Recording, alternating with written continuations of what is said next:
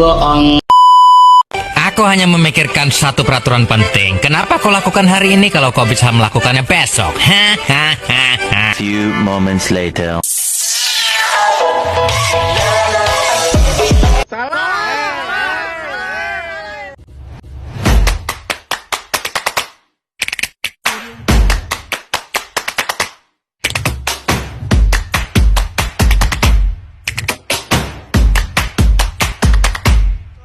A billion could've never bought it.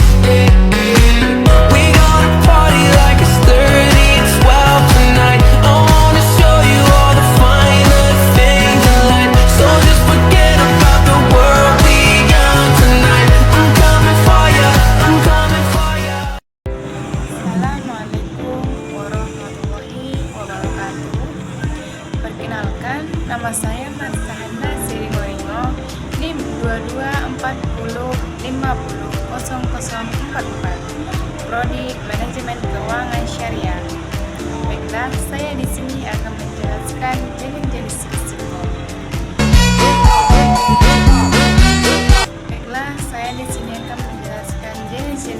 Di mana sebelum saya menjelaskan apa itu jenis-jenis risiko, saya perlu menjelaskan risiko. Risiko adalah suatu kondisi ketidakpastian yang apabila terjadi akan menimbulkan dampak negatif terhadap tujuan organisasi, individu atau proyek, di mana risiko selalu berkaitan dengan kemungkinan terjadinya peristiwa yang tidak diinginkan dan potensi kerugian dari peristiwa tersebut. Risiko merupakan efek dari ketidakpastian terhadap tujuan. Artinya, setiap organisasi harus mampu mengidentifikasi serta mengelola risiko agar tujuan yang telah ditetapkan dapat dicapai secara efektif, efisien, dan berkelanjutan. Baiklah, saya di sini akan menjelaskan jenis-jenis risiko. Di mana jenis risiko yang pertama adalah risiko strategi, di mana risiko strategi berkaitan dengan keputusan manajemen tingkat tinggi dalam menentukan arah perusahaan, di mana risiko ini muncul ketika strategi yang dipilih tidak sesuai dengan perubahan lingkungan bisnis, tren teknologi, atau kebutuhan pelanggan. Di mana risiko ini sangat krusial karena jika strategi salah, masa depan organisasi dapat terancam. Contohnya seperti perusahaan retail yang dimana tidak beradaptasi dengan e-komersi, akhirnya kehilangan pasar. Dampak yang dapat diambil dari risiko strategi ini menurunnya pendapatan hingga kebangkrutan. Dan yang kedua, risiko operasional, di mana risiko ini berasal dari kegagalan proses internal, ketidaktepatan prosedur, human error, hingga kerusakan bisnis, di mana risiko operasional ini sering muncul dalam kegiatan seharian seperti organisasi yang sangat mempengaruhi produktivitas. Contohnya seperti kesalahan pencatatan stok atau keterlambatan pengiriman barang. Dampaknya ya hilangnya pelanggan, turunnya kualitas layanan. Dan yang ketiga, risiko keuangan, di mana risiko keuangan ini menyangkut segala hal yang berhubungan dengan kondisi keuangan organisasi, termasuk juga di dalamnya risiko kredit, risiko likuiditas, dan risiko pasar, serta risiko nilai tukar mata uang.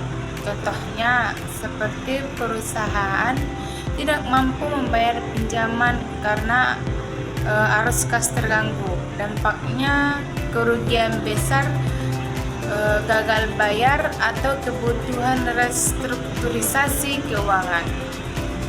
Dan yang keempat, di mana risiko kepatuhan dan hukum, di mana risiko ini terjadi ketika organisasi tidak patuh terhadap aturan yang berlaku seperti perundang-undangan, standar industri, serta perizinan.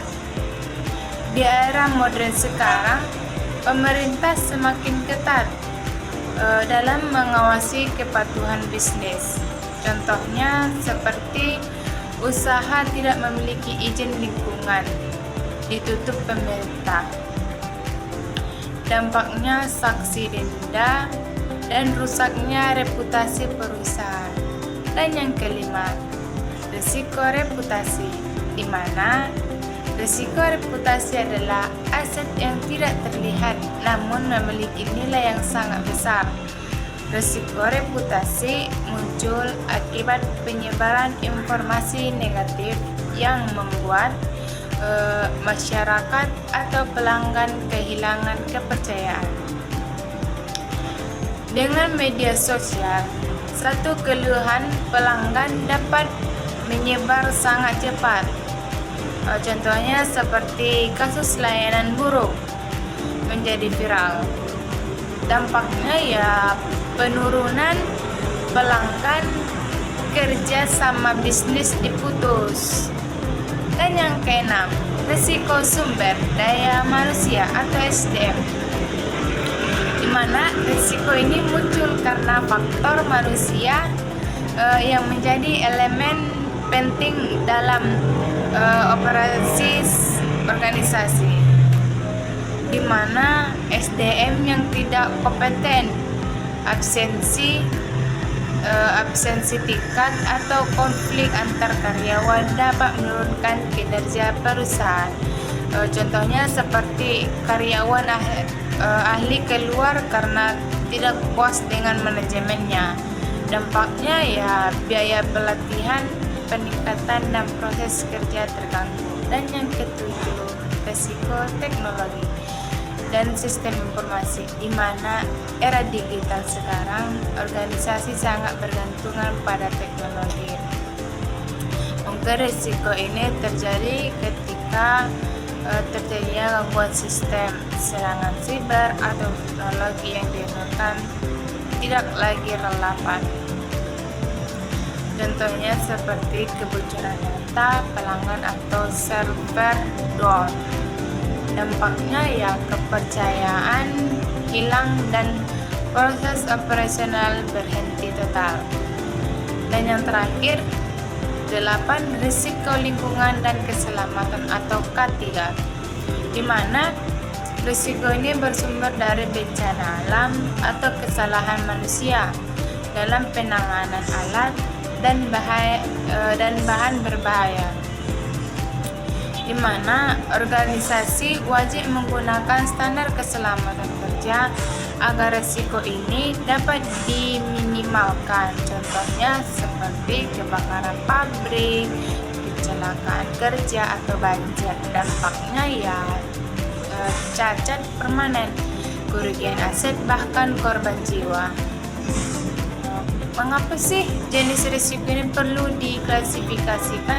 Ya, karena dengan pengelompokan tersebut, organisasi dapat mengidentifikasi risiko secara lengkap dan menentukan risiko yang paling prioritas ditangani atau menetapkan tingkatan pencegahan dan mitigasi yang efisien. Hanya mungkin cukup sekian yang dapat saya jelaskan. Kurang dan salahnya saya mohon ampun kepada Allah dan minta maaf kepada Ibu dosen. Semoga apa yang saya jelaskan dapat yang dipahami oleh teman yang menontonnya. Sekian saya akhiri. Wabillahi taufiq wal hidayah. Wassalamualaikum warahmatullahi wabarakatuh.